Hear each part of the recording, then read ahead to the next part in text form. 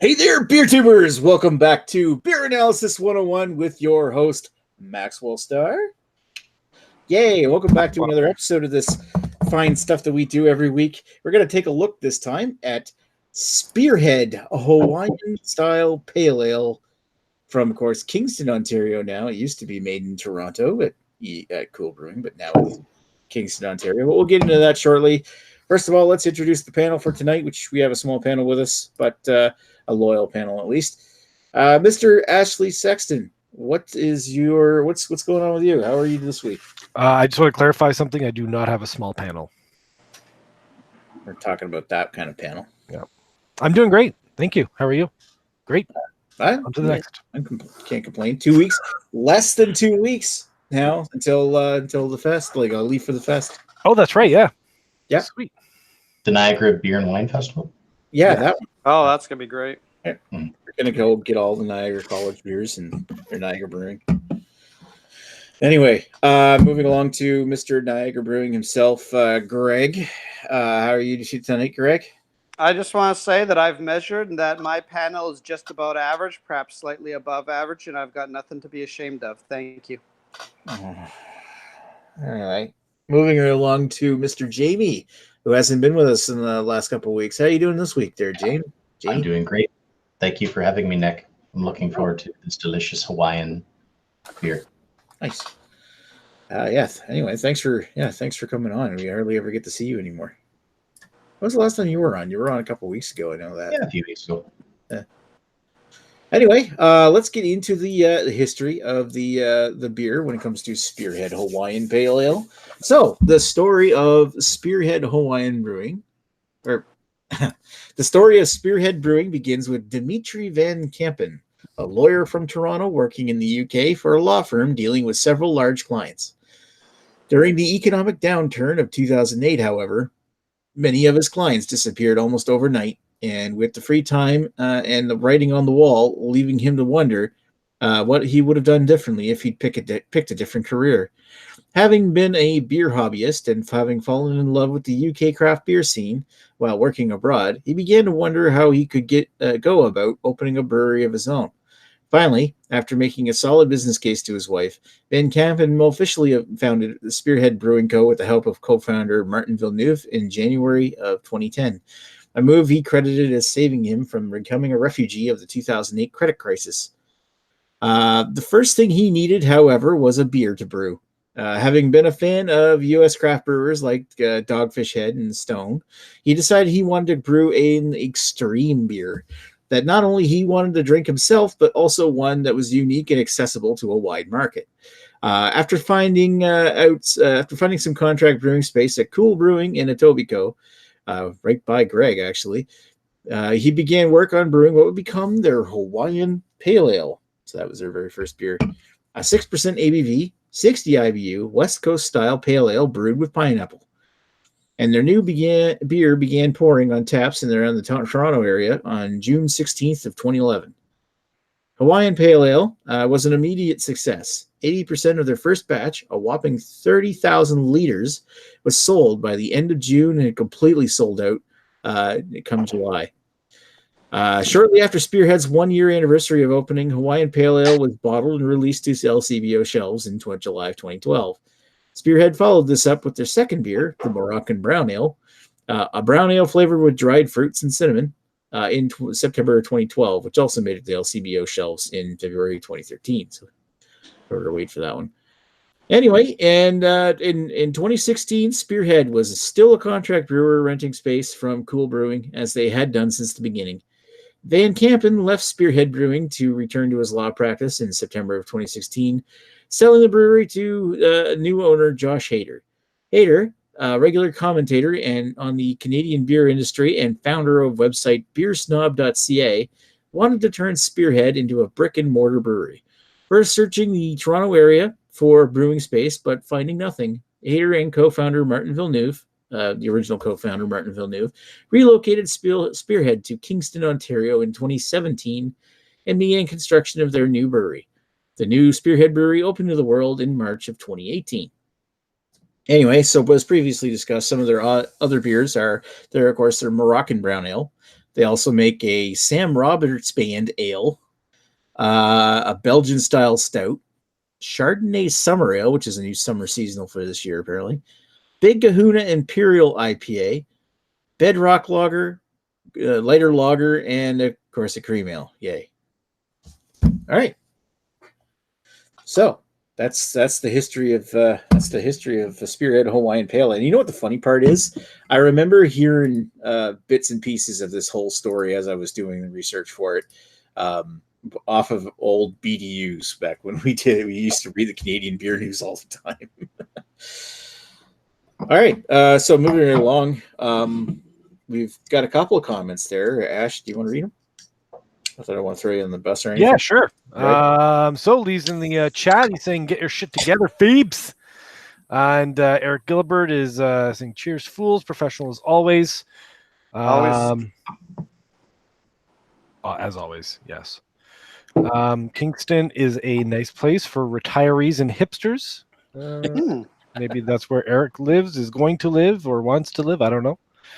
And Lee said, you could see Jamie more if you were just a nicer person, Nick. Oh, wow. Well, I mean, you know what? He's fair. Just throwing down that shame hammer pretty hard there, Lee. That's kind of the asshole response that I'm used to getting from Lee at this point. So, all right. While I get my beer picture, you might as well. Actually, we got one more comment there. Oh, I can ask them myself. Gasp. Right. Oh, no, that was the same one. Yeah. Yeah, it's the same comment there. I just noticed that there's 4 comments now. Right. Ashley, what's your history with Spearhead? Well, I think my history is sort of limited to, what was available in the LCBO for the most part. I had this beer itself I had back in 2017 for the first time.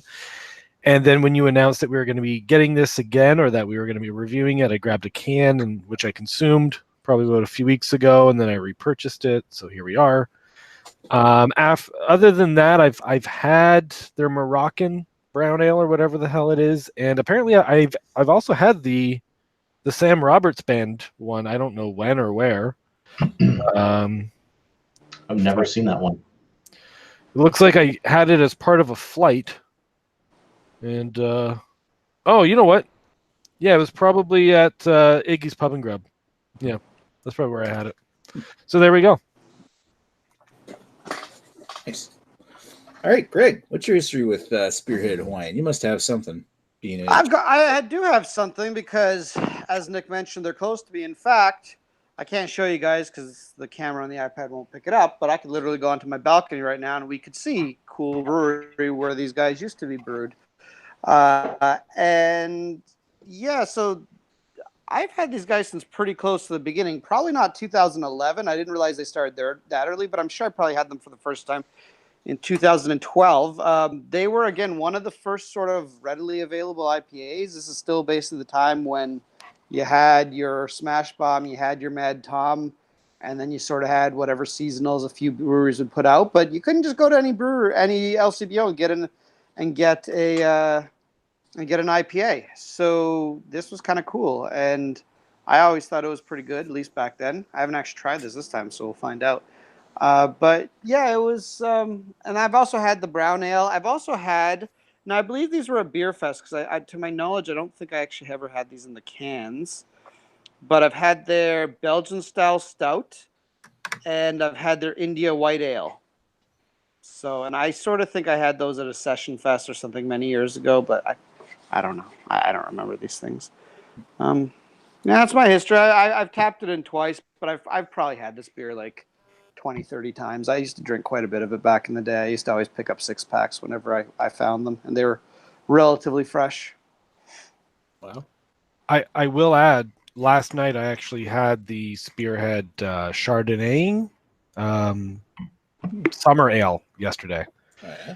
I actually bought it for my wife, and she didn't like it, so I just ended up consuming the rest of it. So there we go. It's the best when when you buy stuff for your wife and she doesn't like it and you consume it. Yeah, I literally went to the LCBO and I bought her a bottle of wine and like a Radler that I hadn't seen before. So everything was for her, nothing for me. That's the type of dedicated husband I am. You're a good sex man, Sexton. Yep. You're a good beer dumpster for her. Yes. Yes. All right. Speaking of beer dumpster, here, Jamie. No, I'm kidding, dude. Hey, At least Yeah, Um, be nice to Jamie. yeah, I know you don't get offended like Redbeard when we make fun of him. I'm leaving this hangout. No, I don't think I've had this before. If I have, it was years ago, like 2-3 years ago, and it would have been, just a pickup from the LCBO. I might have had it once, but I don't remember it. Don't have it listed on my Untapped, so I'm going to say I have not much or no history with this brewery or this beer. So the opposite of Greg. Yeah. Wow. So you're going in this. It's good to be the opposite of me. You're going into this a complete virgin, whereas Greg's got his mouth on everything. Oh yeah. All right. That was totally unprofessional. Do you have any more comments now? Yes, we do. Eric Gilbert just wanted to clarify a few things. First off, he's planning on moving to Welland when he retires, but more importantly, he's going to take up meth as a hobby. Mm-hmm. And good for him. Yeah, so there we go. It's good to have goals and things to strive for, and forward thinking, knowing that all the hipsters are moving out this way from Toronto. They're going to pick up bad habits. So, it's good on you, Glibert. Yeah. It's going to be breaking into Rhino's garage. Yep. Oh, There we go. 2 years from now. And thanks to all the videos, we know all the stuff that's in his garage and what's good to steal. just got to practice being under the table contractor. Anyway. Yep. All right. So I haven't given my beer history yet with this actually. So I actually remember hearing about. I don't know if I heard exactly when it was first announced. I think I first heard of this beer when Chad, the albino rhino, did his review of this originally back in like 2011, 2012. Anyway, and I thought that sounded awesome, and I wanted to try it because really back then there wasn't that many pineapple beers.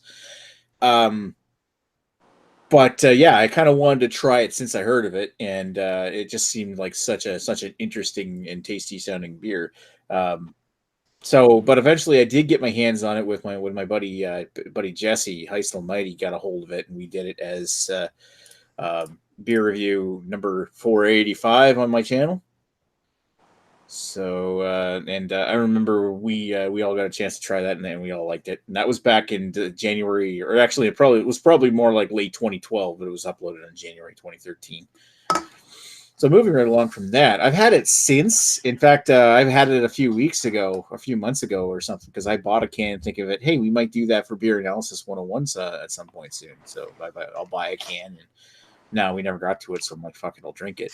And then I was in a couple weeks ago in my NB liquor store, and I saw a brand new fresh pack of this sitting on the floor. I'm like, oh, okay. Grab one out of the case, and there's no date code on the bottom, but it's just like a blue stain where that the date code actually kind of melded together because it's probably still cold when they stamped it. But yeah, the only way we could do something fresh, and it's kind of funny. I get a fresh can that I don't know what the date code is on it, because I know how fresh yours are, as we were discussing before we went live. But we'll get into that in a bit. So yeah, so with that long spiel, do we have any more comments, or is that pretty much it? I think that is Earth is in chat. He's Here. like Earth says, I like your unredacted statement better, Greg. And then Eric Gilbert says the Welland people should be more classy than these Oshawa assholes. And then Greg says, I'm always better when I am not covered. Because you missed my statement about Lee being a mirror. Oh, that's right. I'm sorry. Well, whatever. The viewers saw it. They understood it. They understood it. It's okay. They understood. And they forgive me for... We always forgive you, Ashley. Thanks. Your sins are not unforgivable, unlike Nick's. Oh, fuck off, Greg. See, Hey. Nick, that's hurtful. I know, it's supposed to be. All right, so Ash, what's your final thoughts on this thing? So this is a it's a first off, I'm going to point out the head on this is really weird. Like it pours to a nice thick frothy head, but then as it like retracts, it leaves like a very sticky, almost yeasty looking residue on the glass. It reminds me of like early fermentation in homebrew, how like frothy and weird it looks. I don't know, maybe it's just my glass. With the waste Dirty man? glass. Who knows? Oh, it's a clean glass. So I had it a few weeks ago, as I mentioned, and I poured it out, and I'm like, damn, that's a really good looking beer. The color's nice. It's got like this nice burnt orange. It's got a nice thick, fluffy head. You know, everything about it is very appealing. And then when I looked at my Untapped, that's exactly what I'd said like 2 years ago about the beer. You know, beer looks great. Aroma, you know, they're saying it's pineapple. Damn it, by smelling it, you think there's pineapple in here as well. Now, I found once I took the sip that's sort of where it sort of fell off a little bit for me. They're calling this a pale ale, but at 60 IBUs, it's way out of the realm of a pale ale for me.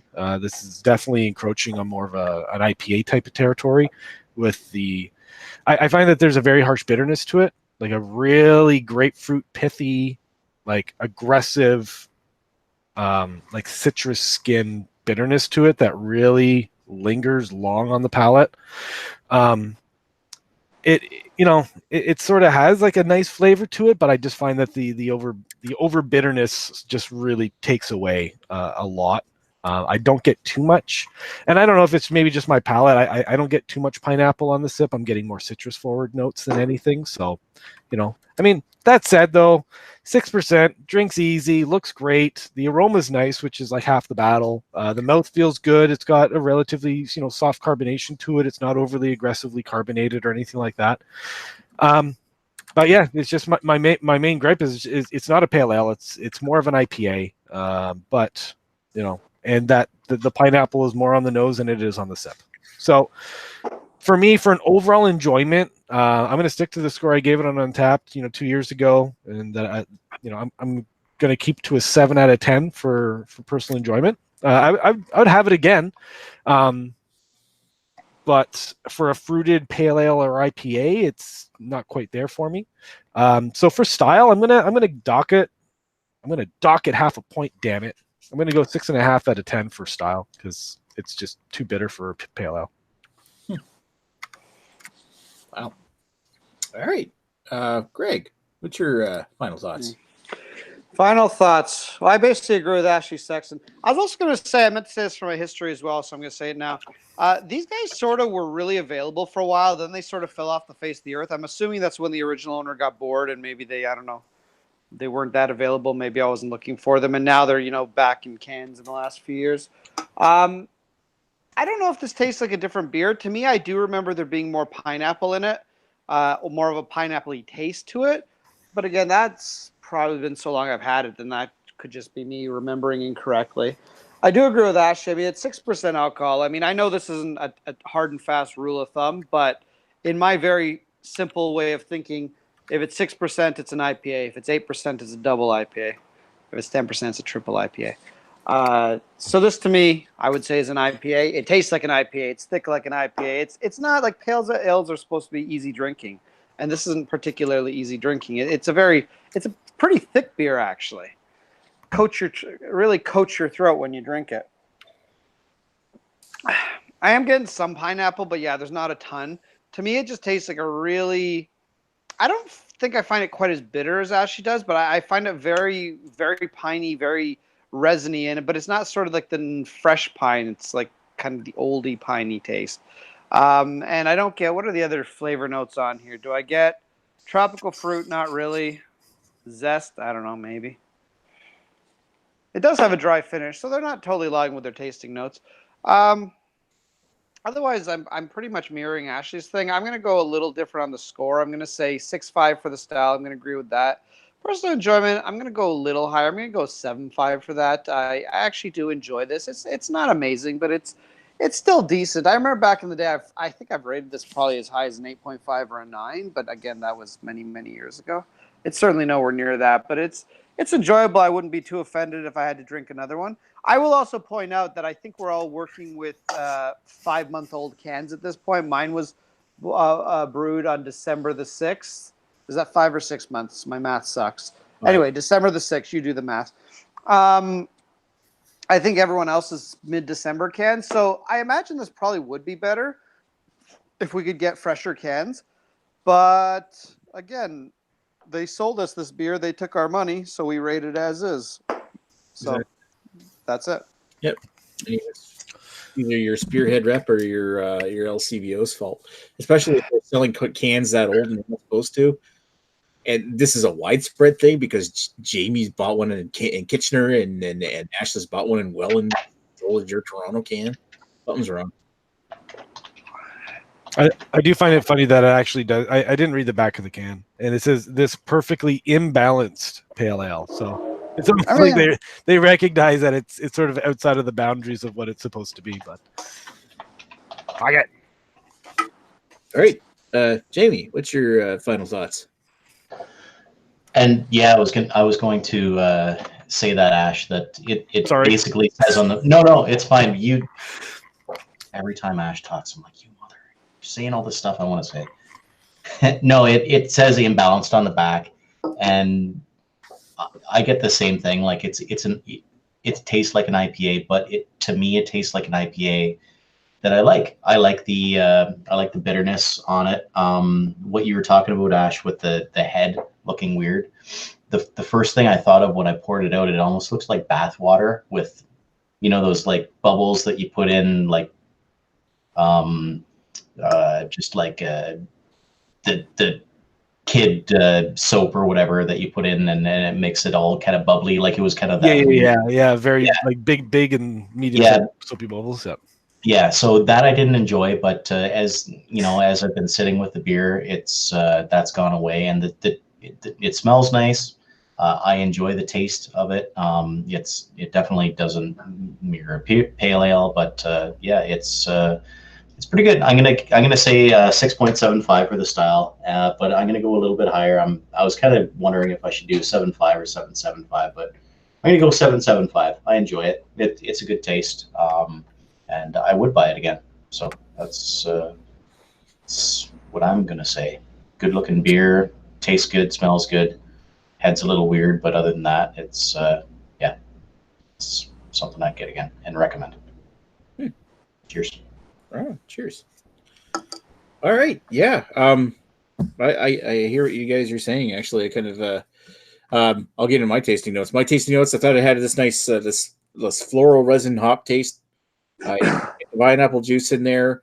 There's bits of pine. You get white grapefruit. It's like very like pithy, resiny kind of like taste throughout, which I'm not a crazy fan over IPAs that taste like that, but I don't know. There's a little bit there that actually makes me like this beer here. I do agree that with Ash that it's a bit more IPA bitterness. It's 60 IBUs. Obviously, that is more in the IPA range. Although it kind of gets a little bit of a pass for me because it's saying imbalanced. Yes, I'm parroting stuff that you guys already said, but it makes complete sense when you think about it. I do remember this beer a few years ago being not quite as bitter, and also had a lot more pineapple punch to the taste. But overall, if you take it for what it is, it's actually a pretty decent beer. I like. I mean, as far as a pale ale go, or an American pale ale goes, I mean that's a little bit more hoppy than I'd like, maybe for something that's supposed to be sessionable, enjoyable. But that's really complaining about it being too tasty, because I like hoppy beers as well. So I'm still going to give this a 7.5 for the style. And for overall enjoyment, I can't say I hate this. I actually am really enjoying every bit of that. But I'm not a crazy fan, as I said, of like a pine forward kind of IPAs or pale ales. But I'm actually really enjoying this. So 7.5 for that one as well. So 7.5 for both. Cool. Right on. So I'm just glad that the hop notes that I get, I guess, and I'm kind of guessing that this is probably because maybe I do have a fresher can than you guys. I'm getting more sweet pineapple than I am getting like this overlying resiny bitterness. Resin, yeah. Cool. I'll take a look at the comments again. We'll see what we got going on. Earth says it's the sign of a quality beer. I think that comment came out right after I was talking about the head and the sticking on the glass and stuff like that. And yeah, I mean, lacing on the glass is usually a good sign of a solid quality beer as well as a clean glass. GLB is known for their lacing and stuff like that. So they got the grist right, the grain bill. What do we got here? Don't have this shit with pizza, says Lee. Earth was saying, yeah, pineapple pizza. Oh, that'd be amazing. Oh, Then- that's good pineapple pizza. Just dip your pizza into this. Right, It'd be just- great. And You then see that, Nick? Yeah, thanks, Jamie. Glibert was pineapple pizza, sons. Oh. Lee says doesn't exist. It's just pineapple baked on flatbread, different thing. And then Glibert says I add hot peppers and bacon. Pizza ham is garbage. You know what? I'll agree with you on that one. Bacon on a Hawaiian pizza in place of the ham is fantastic. And hot peppers, not a bad addition right there. As long as the pineapple's there, then the meat's interchangeable. But the pineapple is the core ingredient. And maybe You need each the bite, sweet to offset the salty. you have to have an equal representation of hot pepper and pineapple on the pizza so that with every bite you get one of each. You know what I mean? Ideally, yeah. Anyways, that's just me. Yeah. Needs to have No. balance. Instead of, especially when we're talking like balance on a pizza for an unbalanced beer like this. I feel like pineapple pizza is like Redbeard. We need to change Lee's mind very slowly. We'll turn the ship around very slowly, and eventually we'll get him there. It'll take a year and a half. Oh, it'll be a while. It's But already been a year and a half. Well, that's what I'm saying. He's just warming up. So in about 8 months, Lee will be on a hangout eating pineapple pizza and talking about how much he still kind of hates it. kind of hates it, but he can tolerate it now. Though occasionally he likes to slap it just for fun. Shut up, pizza. Wait, Lee's last comment there. Oh, sorry. Missed it. I'm not sure why I associate with any of you. All right. Anyway, we're ready for the ratings. I don't know what to tell you, Lee. All right.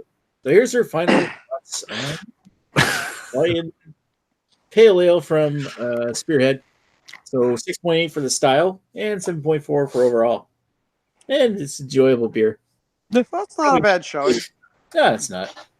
Probably nothing to write home about, but it's decent.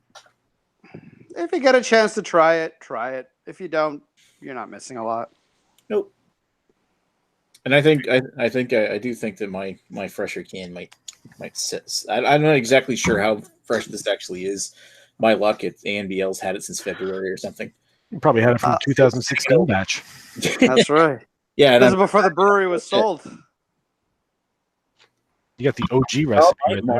Mine says independent craft brewery located in Kingston, so it's after the move. But I wish it tasted like it smelled. I wish I had more pineapple. Oh, well. Do you ever watch The Office? Sometimes. Yeah, that's what she said. Oh God, yeah, no, with that Is a line that they use on The Office a lot. I wish it had more pineapple. I missed it. Shut up, Ashbeard. I'm sorry. I'm going to go hide in a hole somewhere. Oh, we got one more comment. Chris is Chris from Off the 10th is here. Oh, What's next week's beer? what is next week's beer? No, sorry, Earth. The pineapple pizza cult is slowly revealing itself. Yeah, that's right. It's true. It's nothing but conspiracy theories. God. And then what's next week's beer? Next week's beer is dun dun dun. We're gonna do the Copper Lager, the Jim Beam Ooh. Budweiser. Gonna go to Crudweiser for once. Is that actually barrel aged? It's aged in oak staves, but it's not Oh. like traditional Budweiser. It's actually a copper version of the lager. Like So is this going to be somewhat similar to Innocent Gun in theory? it's kind of like if Budweiser made Innocent Gun.